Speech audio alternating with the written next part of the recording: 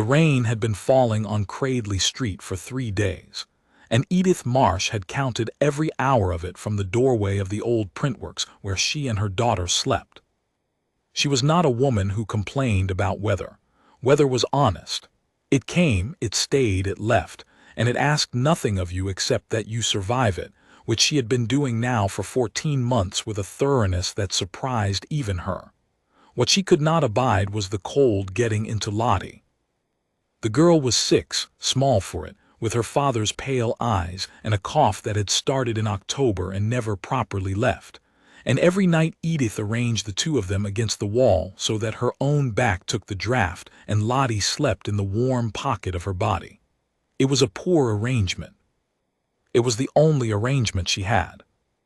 On the morning everything changed. She woke before dawn with the watch in her hand. She had not meant to be holding it. She slept with it in the inner pocket of her coat, the one she'd sewn shut and then unpicked a careful slit into, and somewhere in the night her fingers had found it and drawn it out and closed around it the way a drowning person closes around a rope. It was a man's wristwatch, old, the strap long since rotted away so that only the case remained. A heavy disc of yellowed steel with a face the color of weak tea and a small second hand that no longer moved. It had been her grandfather's. It was, apart from her daughter and the clothes the two of them stood up in, the last thing on earth that belonged to her. And today she was going to sell it. She had decided this the way she decided everything now, slowly and without drama, turning it over for a week until the decision was worn smooth. The pawnbroker on Halford Row would give her perhaps £8 for the steel. A scrap dealer might give 6 and ask no questions. £8 was a week of hot food for Lottie. £8 was a chemist's bottle for the cough. £8, weighed against a dead man's broken watch, was not even a difficult sum, and Edith was good at sums. She had once been very good at sums indeed. "Mum," Lottie's voice furred with sleep, "is it morning?" "Nearly, love, stay tucked." "I'll get us tea."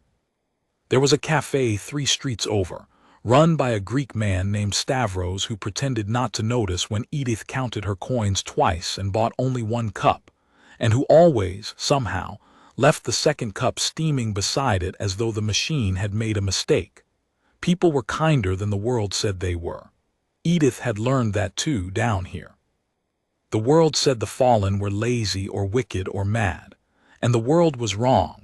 And the proof of it was a free cup of tea on a wet Tuesday from a man with nothing to spare. She walked Lottie to the cafe through rain that had thinned to a gray drizzle, the watch a hard weight against her ribs.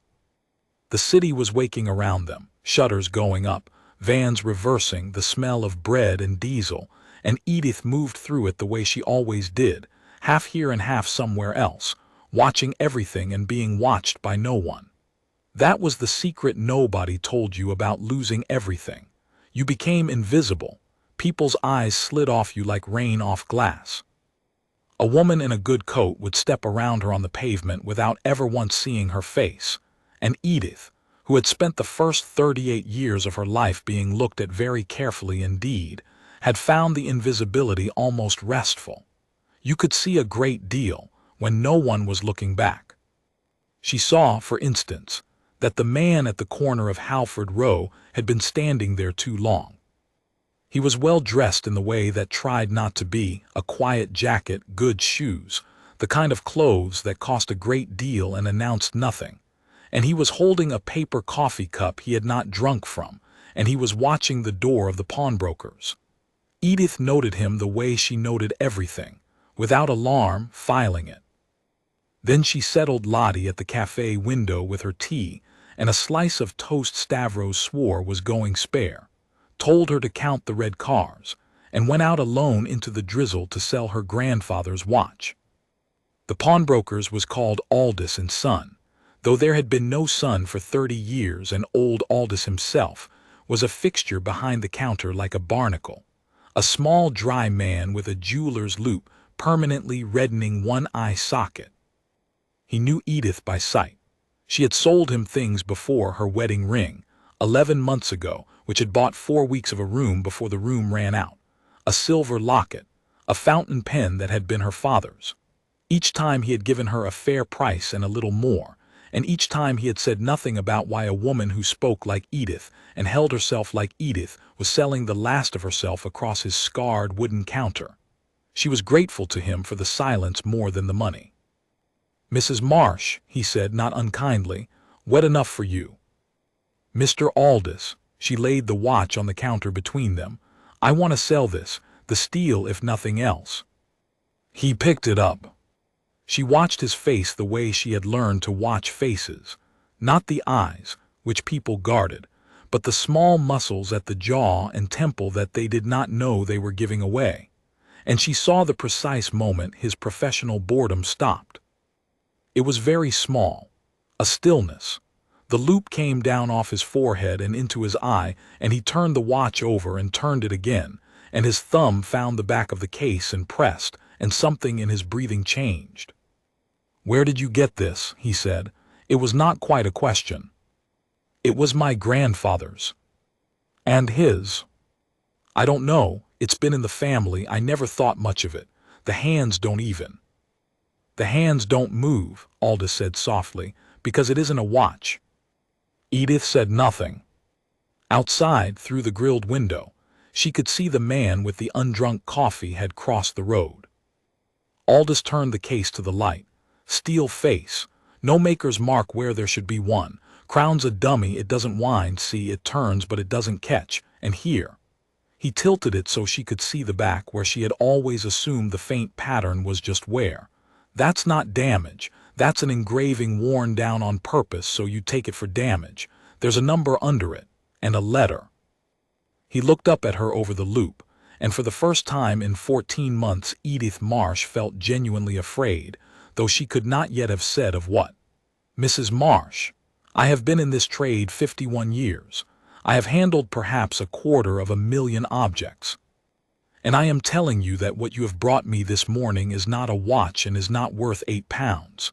He set it down very carefully, as though it might break or as though he might.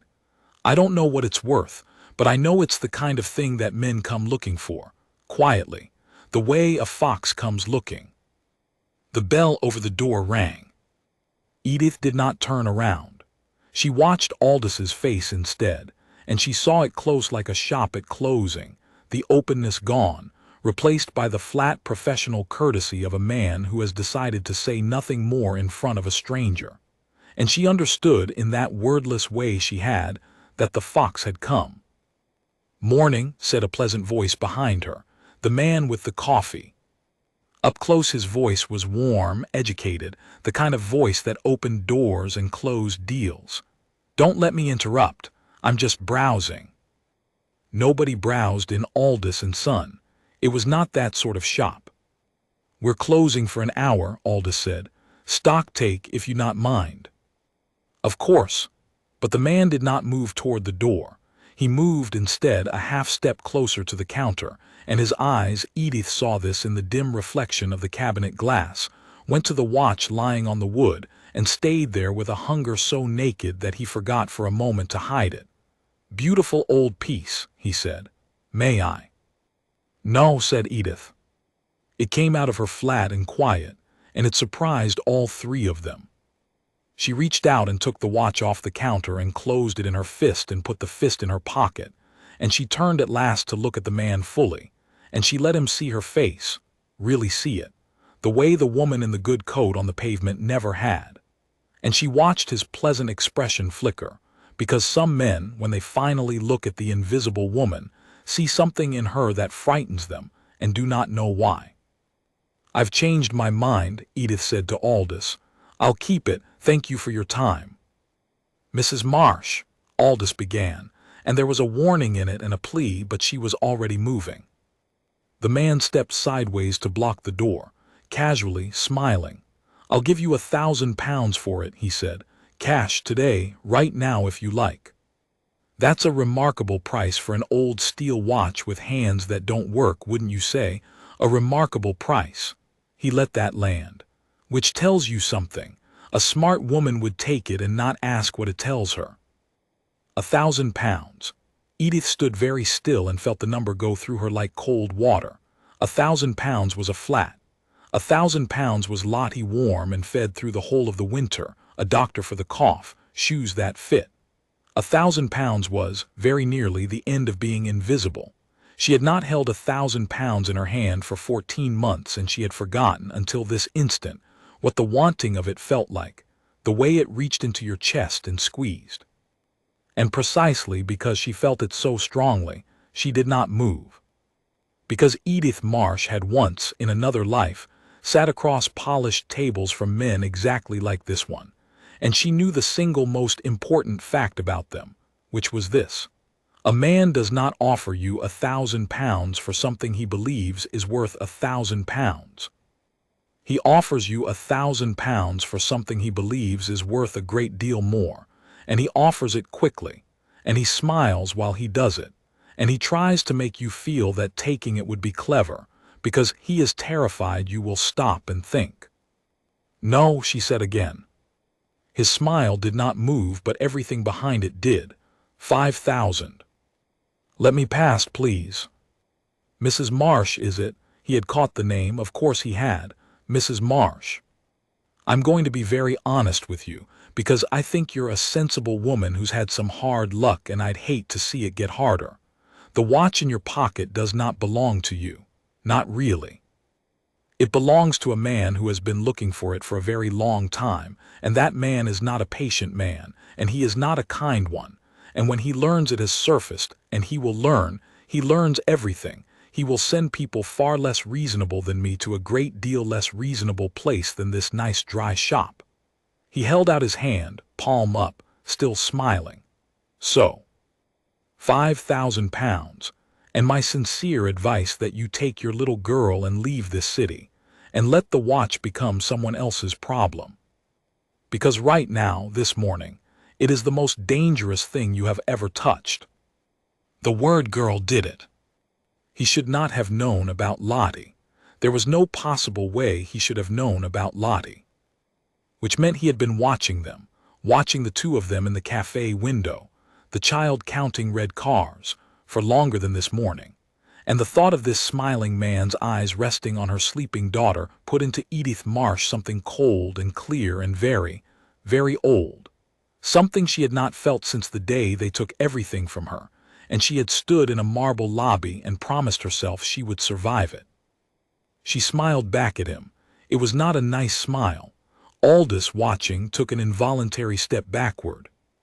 "You've made 3 mistakes in 90 seconds, Edith said, in a voice that was suddenly not the voice of a homeless woman at all, but the voice of someone used to being obeyed. You opened above your authority. 5,000 from a man whose shoes cost more than that says you're not the buyer, you're the errand. You mentioned my daughter, which means you've watched her, which means you'll never get within 100 yards of either of us again as long as I live. And you told me the watch is worth running from." She watched the smile finally die. "Which means it's worth keeping." She stepped past him. He did not stop her. There are moments when even confident men lose their footing, and this was his. And she had her hand on the door when he found his voice again, and what he said froze her with her fingers on the cold brass. "You don't even know what it opens," he said softly. "Do you? You've been sleeping rough on top of a key to the largest private vault in Europe, and you sold his pen for 40 quid. A small, vicious laugh. "He'll find that funny when I tell him. The watchmaker's granddaughter, begging in the rain, holding the only thing in the world he can't buy. The watchmaker's granddaughter." Edith Marsh stood with the rain coming through the open door, and the past coming through it after the rain, and for the first time she understood that her grandfather, quiet Tobias Marsh, who had mended clocks in a back room in Coventry, and never owned a car and died with £11 in the building society, had been something other than what she had always believed, and that whatever he had been, it had reached out of his grave and put its hand on her daughter's life. She walked out into the drizzle without another word, because the one thing she would not do was let the smiling man see her face change.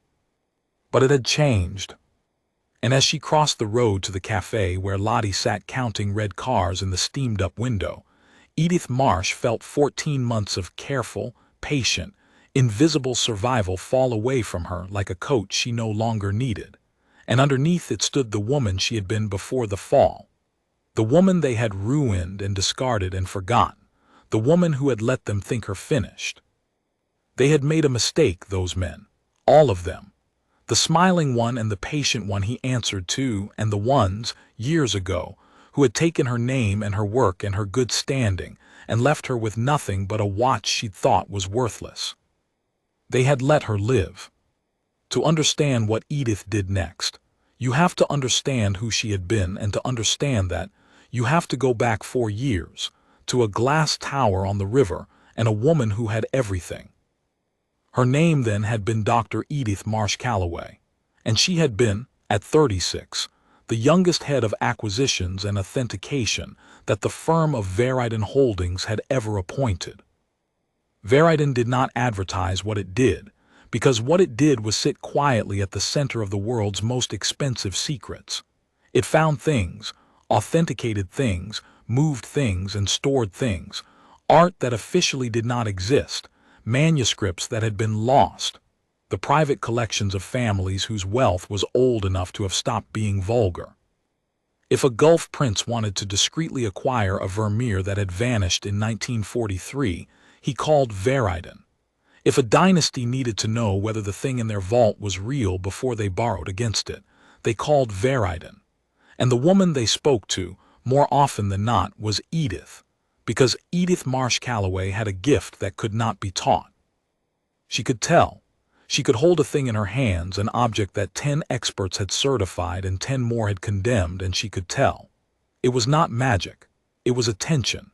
It was 50,000 hours of looking, a memory that filed every grain and seam and tool mark she had ever seen and never released it, and a refusal total, almost pathological, to want any answer to be true. She did not care what the object was supposed to be. She only cared what it was. And in a world built on what things were supposed to be, that made her, very quietly, one of the most dangerous people in it. She had a husband then, Marcus Calloway, who sat on the Vagrant board, who was charming and ambitious and who had loved her. She still believed in his way before his way changed. And she had a daughter on the way, and a flat overlooking the water, and a name that opened the heavy doors, and she had believed, God help her, that competence was its own protection. That if you were simply good enough and honest enough and careful enough, the world would have to make room for you, because it needed what you could do. She had been wrong about that. The world did not need what she could do. The world needed what she could do to keep saying yes. The thing that destroyed her was a small thing, a bronze, a Cellini supposedly, a salt cellar of breathtaking workmanship that a client was preparing to sell to a museum consortium for a sum with a great many zeros, with Vagrant's authentication as the keystone of the deal. It had passed every test. The provenance was immaculate. 3 external experts had signed. The board wanted it closed before the quarter ended. And Edith had held it in her gloved hands in the white room on the 9th floor, turned it under the lights, and known, with the cold certainty that had never once failed her, that it was wrong. Not a forgery in the crude sense, better than that.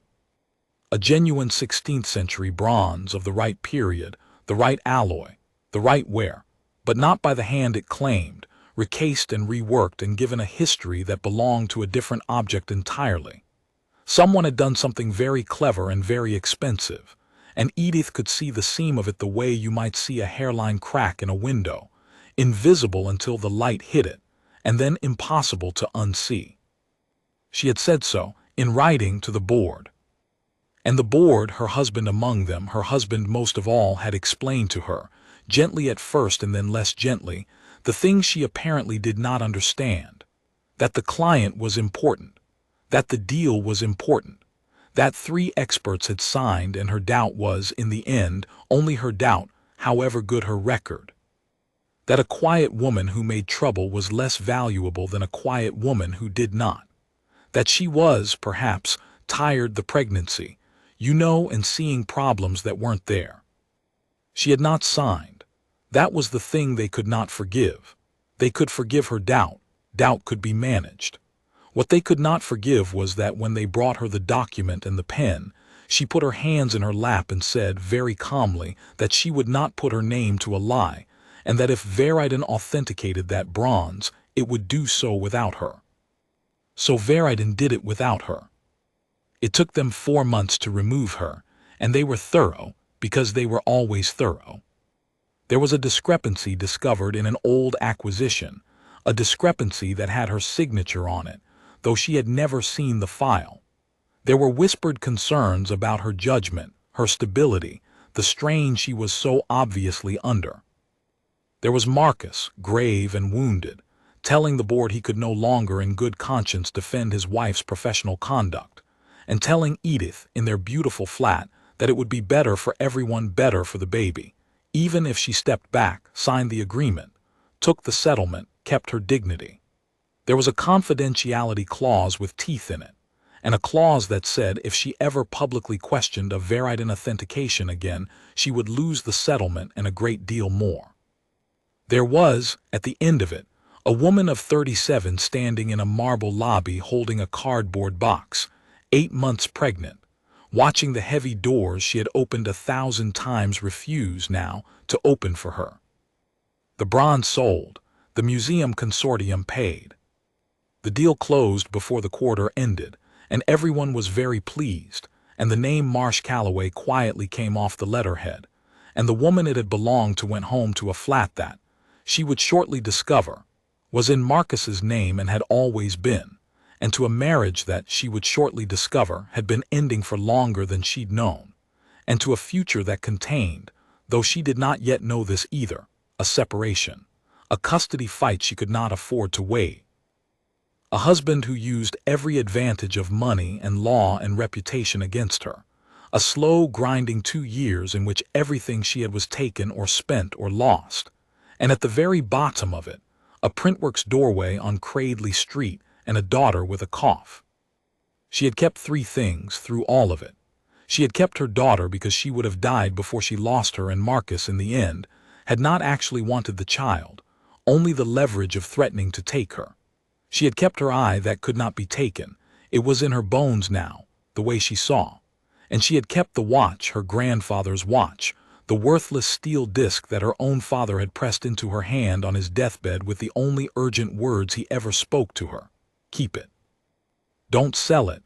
Whatever happens, Eddie, don't ever sell the watch. He'll know it's surfaced if you do. She had thought it was the morphine talking. She had been, she now understood, standing in the rain outside a cafe with the truth finally arriving 4 years late, completely and entirely wrong. Lottie had counted 19 red cars. 19, she announced, the moment Edith pushed through the cafe door, and then, reading her mother's face with the terrible accuracy of children. What's wrong? Did the man not want the watch? No, love. Edith sat. Stavros across the room caught her eye and read something in it too, and quietly turned the sign on the door to close, though it was barely 8:30. He was, she thought, a man who had also once had to disappear, and recognized the look of someone who suddenly couldn't. We're keeping the watch. Drink your tea. Are we still poor?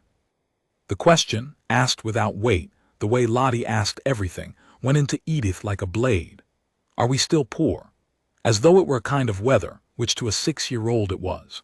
She looked at her daughter's pale face and the cough waiting at the bottom of her chest, and the coat 2 sizes too small, and she made, in the warm, steam-fogged quiet of Stavros's cafe, a decision that would have terrified the patient, careful, invisible woman she had been an hour ago. For a little while longer, she said, and then we're going to be all right. I think we're going to be very all right indeed. But I need you to be brave and clever for me today, the way you always are. Can you do that? Lottie nodded, solemn, delighted to be enlisted. Edith took the watch out of her pocket and laid it on the cafe table and looked at it properly for the first time in her life, not as a daughter's keepsake, but as Dr. Edith Marsh Calloway, head of authentication, looking at an object that men would pay £5,000 and threaten a child to obtain. And now that she was looking, she saw everything. She saw that the steel was not steel. The color was right and the weight was nearly right, but the way it had taken the wear was wrong. This was a denser metal, plated to deceive, the kind of small, expensive lie she had spent her life detecting. She saw that the dummy crown turned in a pattern not freely, as Aldous thought, but in tense, tiny catches, 4 of them a sequence. She saw the worn engraving on the back and understood that it had not been worn by accident or even disguised by hand but acid-etched, and then deliberately abraded to read as damage to anyone but a person who had handled 10,000 objects and knew the difference between the erosion of time and the erosion of intent. And underneath it, when she breathed on the metal and tilted it to the window light the way she had once tilted a false Cellini, she saw what the smiling man had seen: a number. And a letter V. V for Veriden. Her grandfather, who had mended clocks in a back room in Coventry and died with £11 to his name, had made this. She knew it the way she knew everything, instantly and without doubt, because the workmanship in the concealed mechanism of the crown was the workmanship of a master who wanted no one to know he was a master, and because, sitting in the file room of her perfect memory, was a single document she had read 4 years ago and forgotten, an old Veriden acquisition record from before the war, referencing a contracted craftsman, unnamed in the file but coded, who had built the locking mechanisms for the firm's most secure private repository, the vault below the vaults, the place where Veriden kept the things that could not be allowed to exist at all. The largest private vault in Europe, the smiling man had said. A key. Not a key to a door, a key to that. The mechanism in her hand was not a watch and was not a key in any ordinary sense.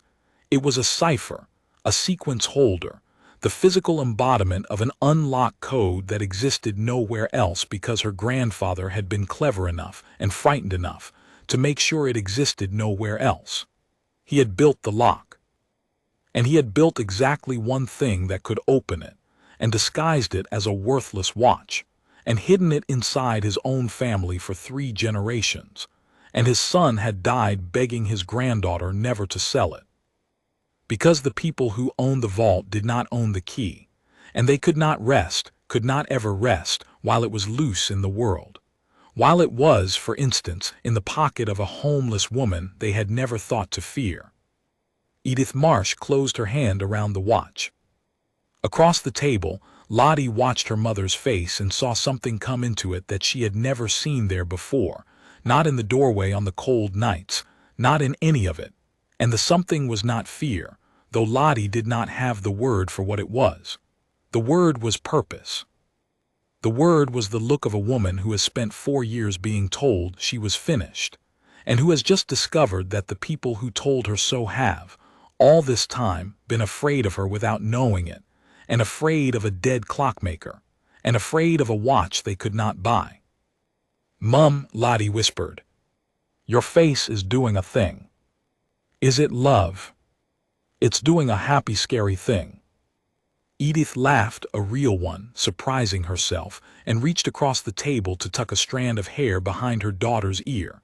And for just a moment the cafe and the rain and the 14 months and the marble lobby all fell away, and there was only this: a mother, a child, a watch, and the first clean morning of the rest of their lives. "Drink your tea," she said. "We've got a great deal to do and not very long to do it, and we're going to need a friend, an old one." She was already thinking of Aldous and the warning in his eyes and what he'd been about to say. "And then, Lottie, you and I are going to go and have a very polite conversation with some men who think they ruined me." She looked at the watch one last time and slid it back into the sewn pocket over her heart. "I'd like them to keep thinking that, for just a little while longer. It's so much more useful when they don't see you coming." Outside, across the road, the smiling man stood in the thinning rain with a phone to his ear, reporting to someone patient and unkind that the watch had surfaced, that a woman had it, that the woman was no one, a vagrant, a nobody, nothing to worry about, and that he would have it back within the week. He was wrong about almost everything. He was about to find out how wrong. The friend Edith needed was not a friend in any way that mattered to most people. She had not seen him in 4 years. She did not know if he was still alive, but she knew where he had been, and she knew that men like Aldous knew men like the one she was looking for. And so she went back to the pawn shop that afternoon with Lottie's hand in hers, and the rain finally stopped, and a thin, watery sun trying to make something of the wet streets. The closed sign was up at Aldous & Son, but the door gave when she pushed it, and the bell rang into the dim interior, and old Aldous looked up from behind the counter with an expression that told her he had been expecting her and dreading it in equal measure. "You came back," he said. "You knew I would. I hoped you wouldn't." He came round the counter, glanced past her at the street, and turned the deadbolt behind them. Then he looked down at Lottie, and something in his dry, barnacled face softened. "Hello, young lady. There's a tin of barley sugars on that shelf there, the green one. You may have two, mind, I count them." Lottie, who had not been offered sweets by a stranger in 14 months, looked up at her mother for permission, got it, and went to the shelf with the careful reverence of a child approaching treasure. Aldous lowered his voice. "He came back as well after you left. Your smiling man asked me a great many questions about you, where you lived, what you'd sold me before, whether you'd a husband." His jaw tightened.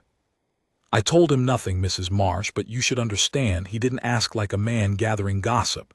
He asked like a man building a file, and he left a card." Aldous slid it across the counter. "Heavy stock, a single name, a single number, no company, no address. He said if the watch came back, I was to call that number before I did anything else, and there'd be a great deal of money in it for me. A great deal." "And will you?" The old man looked at her, and the lup-reddened eye seemed to look deepest. "I have sold men their wedding rings back when they couldn't afford the divorce," he said. "I have given a fair price to thieves and a fairer one to the desperate, and I have stayed in business 51 years by knowing exactly how much a thing is worth and never once pretending otherwise. So I will tell you what I am worth, Mrs. Marsh, since the smiling man has put a price on me." He pushed the card back toward her. "More than that, keep it. You may need to know his number better than he'd like." She could have wept and did not, because she had not wept in 14 months and was not going to start in a pawn shop in front of her daughter. Instead she said, "I need to find someone. A man named Cormac Feeney. He restored mechanisms. Locks, movements, the very old and very difficult things. He worked privately. He'd be 60 now, perhaps more.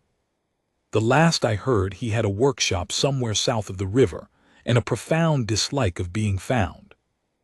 Aldous went very still. "And what would you want with Cormac Feeney?" "You know him." "I know of him. Everyone in the trade knows of him the way you know of whether you've survived. He doesn't take work. He hasn't taken work in years." The old man studied her. "But you didn't ask if he took work. You asked where he was, which tells me you don't want him to mend something. You want him to tell you something." "I want him to tell me what my grandfather built," Edith said quietly, "and how to open it." For a long moment Aldous said nothing. Lottie crunched a barley sugar in the warm silence. Then the old man went to the back of the shop, to a cabinet she had never seen him open, and from it he took a small worn address book held together with an elastic band, and he wrote, on the back of the smiling man's card, an address in a hand that shook only slightly. "Tell him Aldous sent you, and that the debt from 79 is settled if he sees you." He pressed the card into her hand and closed her fingers over it the way her father had closed her fingers over the watch. "And Mrs. Marsh, whatever your grandfather built, whatever's at the end of this, take the child somewhere safe before you reach for it. Money like the smiling man's doesn't lose. It only pays more. You'll not beat it by being right. You'll only beat it by being right, and by being so far ahead of it that by the time it understands what you've done, it's already done." He almost smiled. "Which, I suspect, is rather your specialty. I saw your face this morning when he threatened you.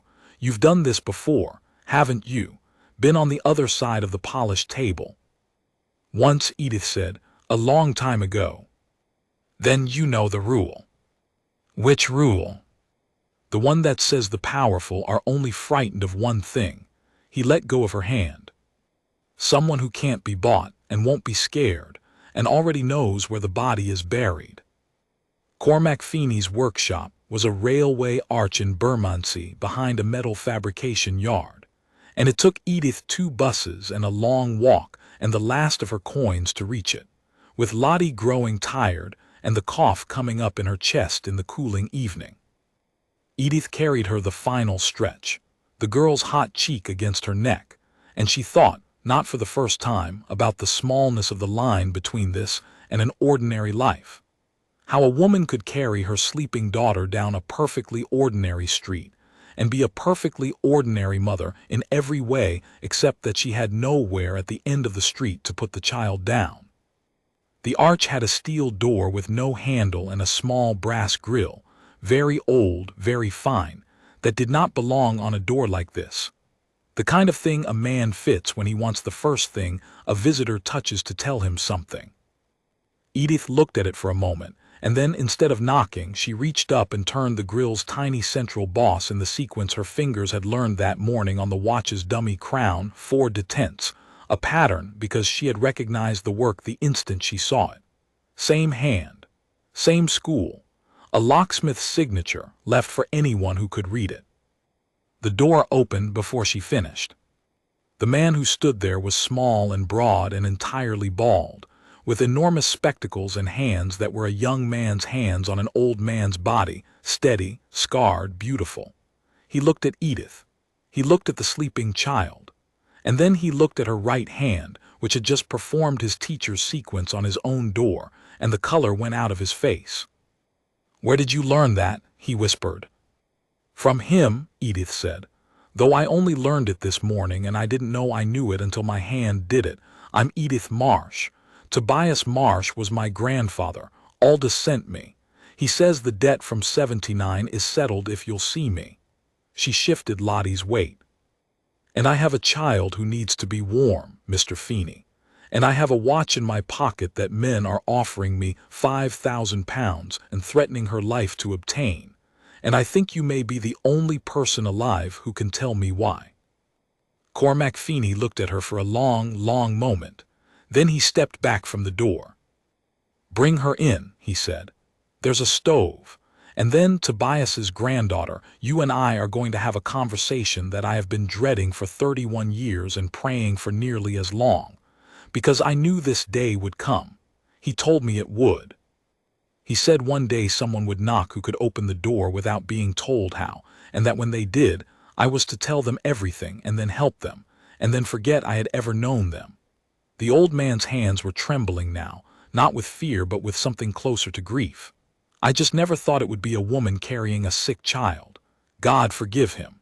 God forgive all of us. He hid it so well that the only people it could ever reach were the ones with no power to survive it." Inside, the arch was a cathedral of clocks. They covered every wall, hung from the curved brick ceiling, stood in ranks on benches, long case and carriage and skeleton and astronomical, some ticking, most silent, a forest of stopped time. A small black stove glowed in the corner, and Feeney made it up and laid Lottie on a worn settle with a blanket that smelled of oil and old wood, and the child sighed and slept on without waking, and Edith sat in a pool of warm light at the workbench, while the old locksmith made tea in a pot that had clearly never once been washed, and told her the thing she had crossed the city to hear. "Your grandfather," he said, "was the finest mechanism maker of his generation, and almost no one ever knew his name because that was the point. He could build a lock that the best men in Europe couldn't open with the door in front of them and a year to try, and he built them for a firm. You'll know the firm. You worked for it, didn't you? I can see it on you. Vagrant." Edith said nothing. The tea was very strong and very good. "In 1968, Feeney went on, Vagrant built something. Not a vault. Vaults are common. Money builds vaults. This was something else. A repository for the things that could not be allowed to exist. Stolen during the war and never returned. Looted from places no one would admit to having looted. Forgeries so perfect and so consequential that exposing them would have collapsed banks and governments and dynasties, and the firm needed a lock for it.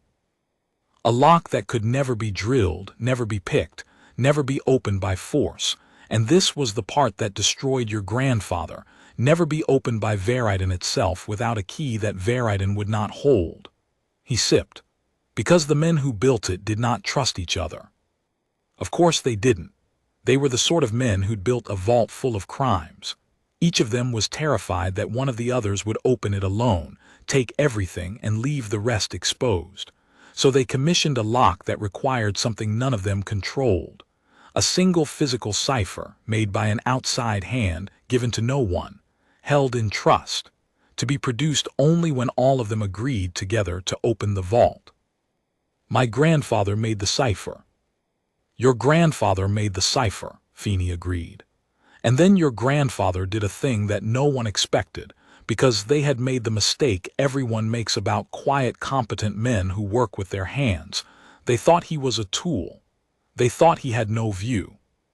They paid him and dismissed him and never once imagined he had understood completely what they were building and what it would mean if the wrong hand ever held it. He set down his cup. He kept it, not a copy, the one and only cipher, the single object that opened the vault, the thing they had sworn to lodge in trust. He gave them a trust copy, a beautiful, perfect, false cipher, a thing that looked exactly right and would open nothing. And he kept the real one, and he disguised it as a watch, and he walked out of that firm a poor anonymous craftsman. And for the rest of his life he let powerful men believe they controlled the one thing that controlled them, when in fact it was sitting in a tin box in a back room in Coventry, while he mended carriage clocks for 10 shillings. Edith felt the room tilt slightly. Why, she said. Why would he do that? He could have been killed. He nearly got his family killed. He has, Mr. Feeney. There are men hunting my daughter right now. Because of what's in it, Feeney said simply. He saw the manifest, once. By accident, or perhaps not by accident, I never knew with Tobias. He saw what was going into that vault and he could not stop it. A poor man can't stop powerful men from hiding their sins, but he could do one thing. He could make sure that the day the truth was needed, the day someone honest and unafraid and unbuyable had reason to open it, there would be a key. One key, in the world, outside their control, waiting. The old man looked at the sleeping child on the settle and then at Edith, and his eyes were wet. He didn't hide a treasure, Mrs. Marsh. He hid a reckoning, and he hid it in the one place the powerful never think to look, because they cannot imagine it, in the hands of the people they've already decided don't matter. The stove ticked, Lottie breathed. Somewhere in the forest of clocks, a single mechanism that Feeney had wound that morning struck the half-hour, alone, into the silence. Tell me what's in it, Edith said. I don't know all of it. He never told me all of it. Feeney got up, went to a long case clock in the corner, opened its trunk door, reached past the pendulum into a recess no one would ever find, and drew out a single folded sheet of paper gone soft as cloth with age. But he gave me this, 31 years ago. He said the one who comes will know what to do with it. I've not looked at it in 20 years. I was afraid to. He held it out. I think it's yours now, Tobias's granddaughter. I think it always was. Edith unfolded it. It was a list. Her grandfather's hand, she knew it instantly, the same precise small lettering as the etched V on the watch back. 11 items, 11 lines. And against each, a coded location within the vault and a single descriptive phrase. And as Edith read down the list, her authentication-trained mind translated each phrase out of its careful understatement into what it actually meant.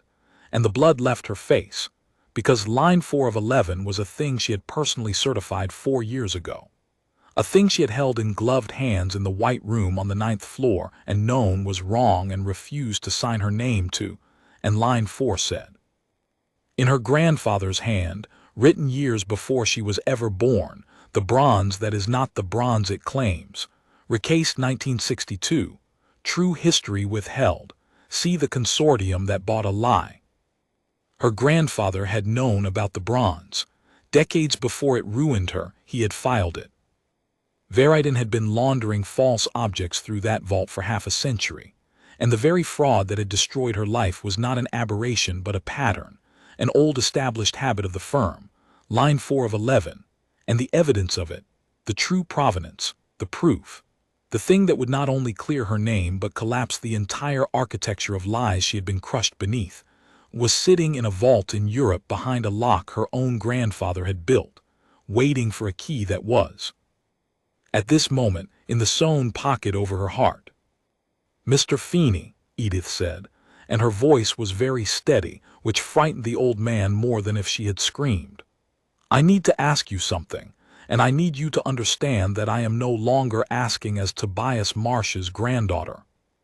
I'm asking as the woman who is going to walk into the firm that ruined her, holding the one thing it cannot buy and take back everything they took. Will the watch open it? Today, as it is, will it still work?" Feeney looked at the list in her shaking hands and the steel in her steady voice and the sleeping child, and he understood that he was present at the beginning of something, and that he had been waiting for it for 31 years. "It will open it," he said. "He built it to last 1,000 years. But Mrs. Marsh, there is a thing you must understand before you reach for that vault, and it is the thing that has kept me awake every night since he handed me that paper." He leaned forward. "The vault was built to require all of them together. But the lock he actually made, the lock your watch opens, requires only the cipher. One hand, one key. Whoever holds the watch can open the vault alone, which means it does not only clear your name." His voice dropped to almost nothing. "It gives whoever holds it everything inside, every secret, every crime, every piece of leverage over every powerful family in Europe. Your grandfather didn't hide a reckoning, Mrs. Marsh. He hid the most dangerous object on the continent. And he hid it in you. And the men hunting your daughter this week are not trying to recover a watch." He sat back. "They're trying to make sure that the one person alive who can open that vault never lives long enough to do it. And until this morning they didn't know who you were, or that you existed, or that the watch had survived. But they know now." Across the city, in a glass office very high above the river, a man who was not the smiling man, the smiling man answered to, a patient, courteous, white-haired man named Sir Hadrian Vell, who had sat on the Veridon board for 30 years and who had, 4 years ago, very gently destroyed a troublesome young authenticator named Marsh Calloway without ever once raising his voice, sat looking at a photograph that had been couriered to his desk an hour before. It was a long-lens photograph, slightly grainy, taken that morning through a cafe window. It showed a thin woman in a too-small coat sitting across a table from a child, and on the table between them, in sharp focus, lay an old steel watch. Sir Hadrian Vell looked at the photograph for a very long time.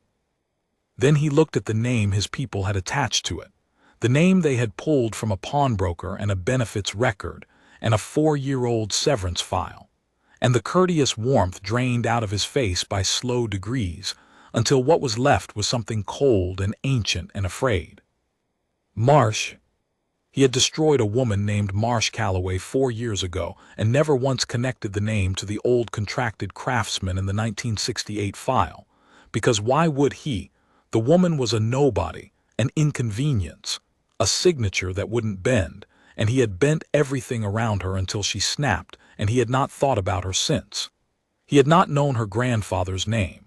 He had not known the watch survived. He had spent 30 years believing the cipher lost, destroyed in the war, sunk with a ship, gone, and building his entire careful empire of secrets on the certainty that the vault could never be opened by anyone, least of all by a single hand.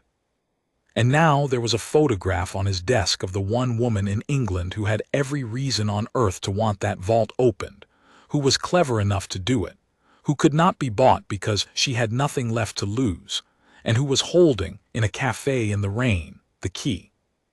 He had ruined her. He had taken her name and her work and her marriage and her home and ground her down into a doorway, made her invisible, made her nothing.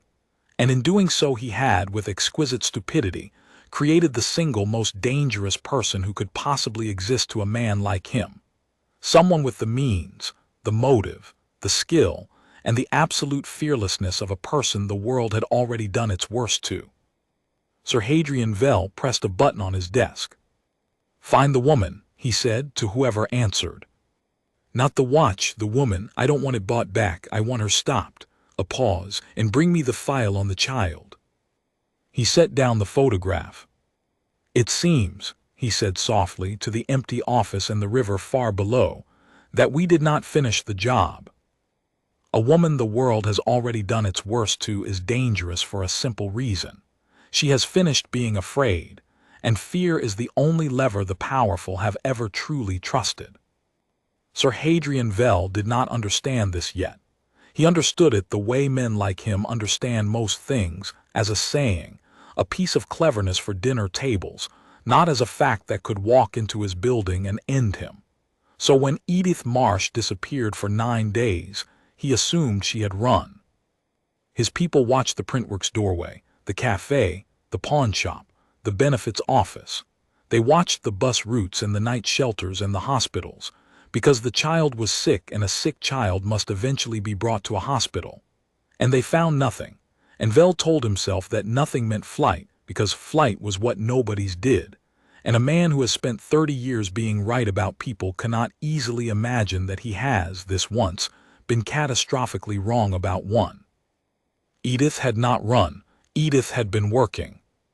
She had done, in those 9 days, the thing she was better at than almost anyone alive, which was not opening locks or fighting men but building a case, assembling from fragments, an architecture of proof so complete and so undeniable that by the time it was shown, the showing was merely a formality, the verdict already written into the evidence itself. It was what she had done at Vagrant before they broke her. It was what they had never understood she could do without them. She had started with the list, 11 items in her grandfather's hand. She could not yet reach the vault, but she did not need the vault to begin. She needed only to prove that the list was real, that the things it described existed, that Vagrant had spent 50 years moving false objects and stolen objects and laundered objects through a repository that officially did not exist. And here the firm's own arrogance became her instrument, because Vagrant, certain of its secrecy, had kept records, beautiful, meticulous, damning records, and Edith knew where, because she had once had clearance to nearly all of it, and a memory that had never released a single document it had read. She could not get into the building, but she did not have to. 3 of the 11 items had, over the decades, surfaced in the legitimate world, sold, donated, lent to exhibitions, each one carrying a provenance that Vagrant had manufactured, and each one therefore leaving in the public record of museums and auction houses and insurance valuations, a thread that Edith could pull. She pulled them. Line by line, in a reading room in the British Library where a woman in a borrowed clean coat is no one and may sit all day, with Lottie beside her drawing in a notebook, and the cough quieter now because Feeney had taken them in, and there was warmth and food and a doctor he trusted. Edith Marsh reconstructed the fraud from the outside, until what she held was no longer a dead man's coded list, but a documented, sourced, cross-referenced indictment of one of the most powerful private institutions in Europe. Incomplete, but incomplete only in the way a portrait is incomplete before the final stroke. The final stroke was in the vault. And to reach the vault she needed Vagrant to open its own doors and let her walk in holding the watch, which they would never do unless she made them. So she made them. She did it with a letter. One letter, on plain paper, posted to Sir Hadrian Vell at his glass office above the river, containing no threat and no demand and no signature, only a photograph of line 4 of her grandfather's list in his own contracted craftsman's hand, and beside it a photograph of the bronze that the museum consortium had bought 4 years ago for a sum with a great many zeros, and beneath them a single sentence. I should like the firm to convene its full board, with the consortium's representatives present, to discuss the authentication of Acquisition 4471, and I should like to attend. She knew exactly what it would do. A man like Vell could not ignore it, because it told him that the watch holder knew about the bronze, which meant she had the list, which meant she understood what the vault contained, which meant she was not a frightened nobody to be hunted through bus stations, but an adversary who had to be managed in person, drawn close, and dealt with where he had power and she had none, in his own building, surrounded by his own people, at his own table. He would convene the board not to discuss the bronze but to bury her, to get her inside the tower and take the watch and make her disappear. And he would believe, walking into that room, that he was the spider and she the fly. It was the oldest trick she knew, and it worked on powerful men every single time, because their certainty that they are the trap is precisely what makes them the prey. She had sat on the powerful side of that table once. She knew how the view from there blinded you. She was counting on it. The boardroom of Vagrant Holdings was on the 9th floor, beside the white authentication room where Edith had ended her old life refusing to sign a lie, and she felt the symmetry of it close around her like a hand as the lift rose. Lottie was not with her. Lottie was with Cormac Feeney and Aldous, and a barrister named Mrs. Ockafer, whom Edith had spent 2 of her 9 days persuading to believe an impossible story, in a quiet room 4 streets away, with instructions that were very precise about what to do if Edith did not telephone by a certain hour. Edith had not survived 4 years and a marble lobby and a printworks doorway by walking into a powerful man's trap without building 3 of her own around it first.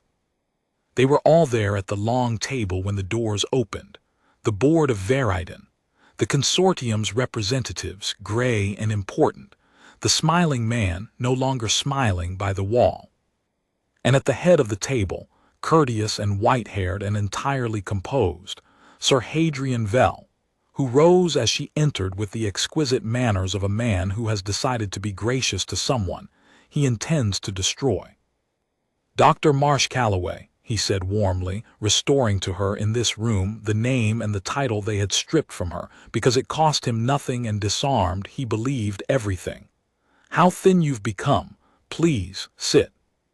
Whatever has passed between us, we are civilized people, and there has clearly been a great misunderstanding, and I am certain it can be resolved to everyone's." "You ruined me," Edith said pleasantly, sitting, "to push through a bronze you knew was false because the consortium was paying a great deal of money and 3 signatures were cheaper than my one. You knew I was right. That was never in question.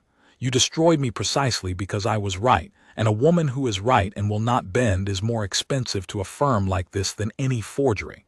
I've understood that for 4 years. I didn't come here to discuss it." She set her folded hands on the table. "I came to give you the chance to do the right thing in front of witnesses, so that when you don't, no one in this room can ever say you weren't offered it." A flicker around the table, the consortium men glanced at one another. "You're unwell," Vell said gently, the old move, the kindest knife. "Everyone here can see it, a tragic decline.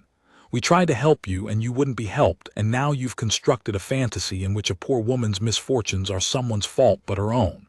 It's very sad. It's also Dr. Marsh Calloway slander, and you have a confidentiality agreement, and I'm afraid if you persist I shall have no choice but to." "Acquisition 4471, Edith said. "The bronze, recased in 1962, true history withheld. You laundered it through the repository in 1968 and sold it to these gentlemen in," she named the year, "with a provenance your own firm manufactured. It is line 4 of 11. She let that number sit in the air. There are 10 others.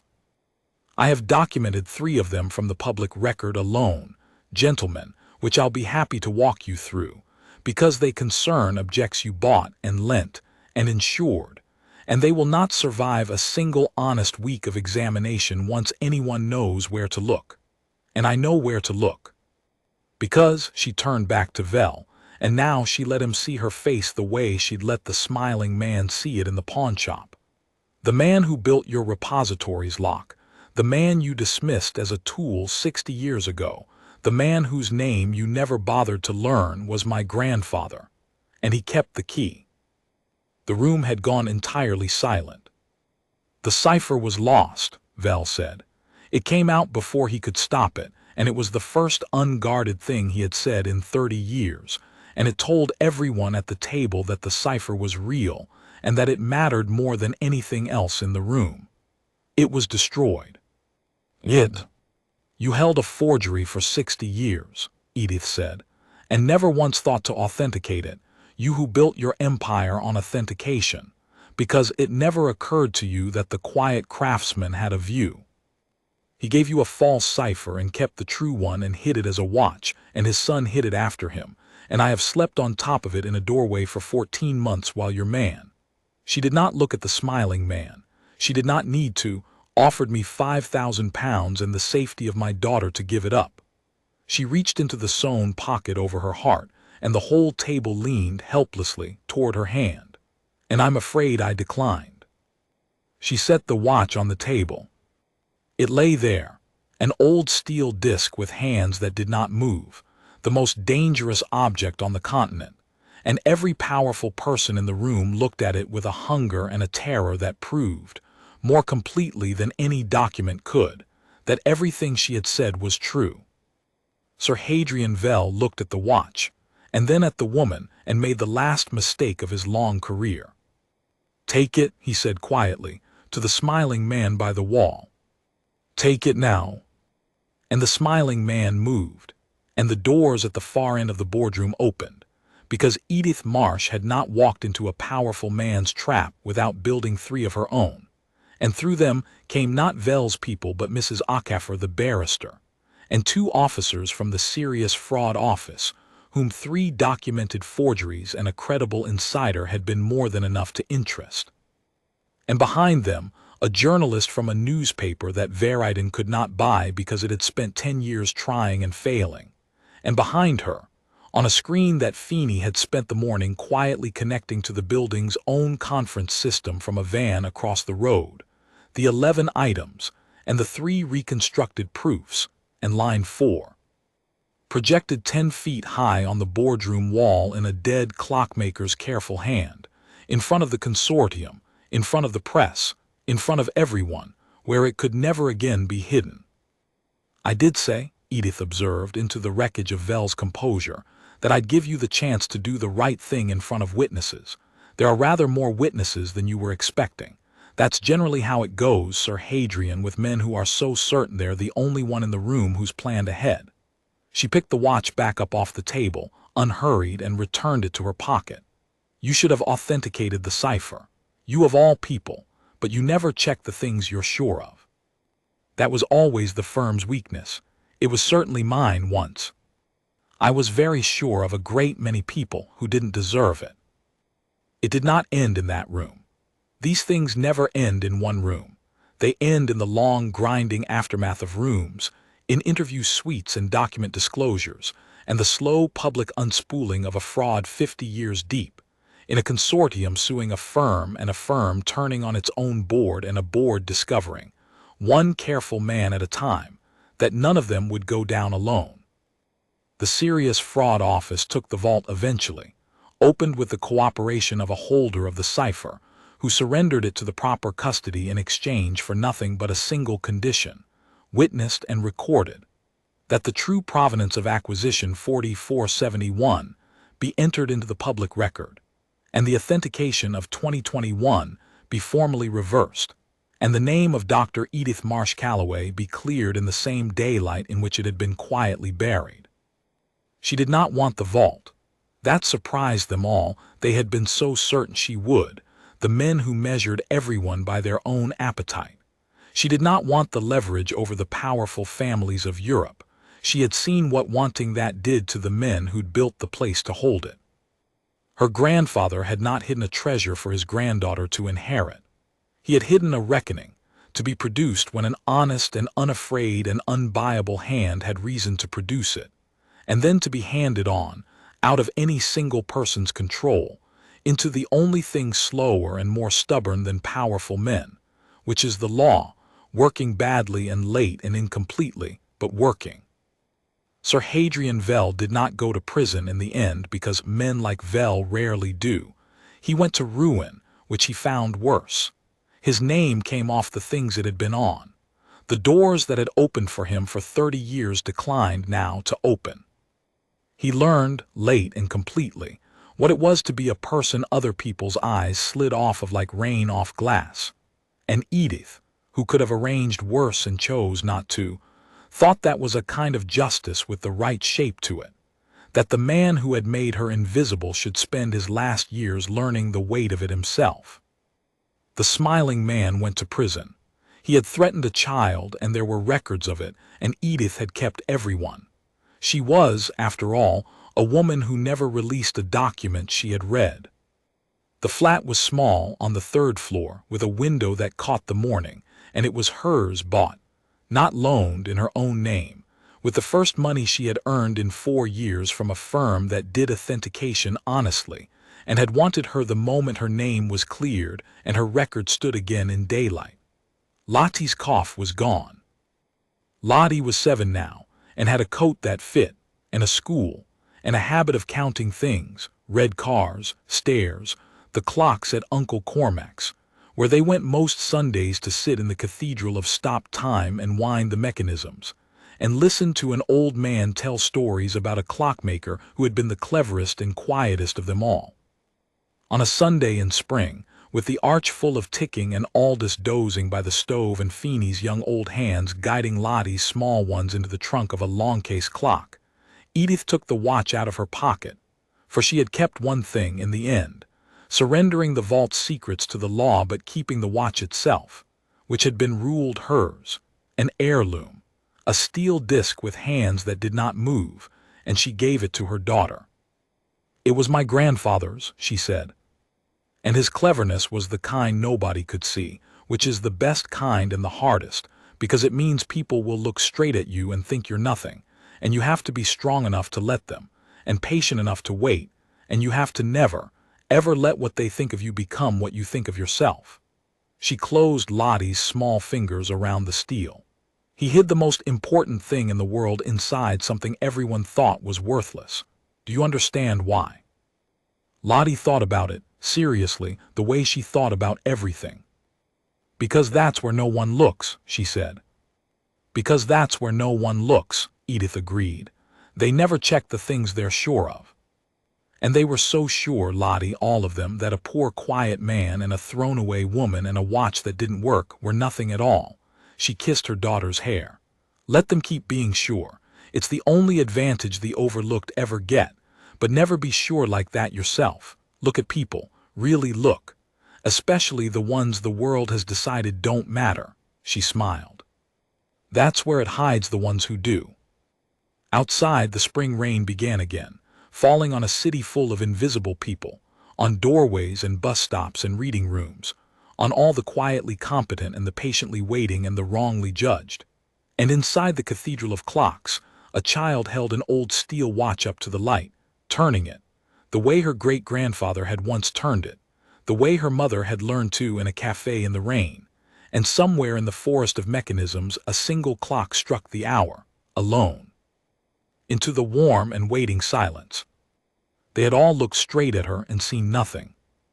She had let them, and she had been the most important person in the story all along.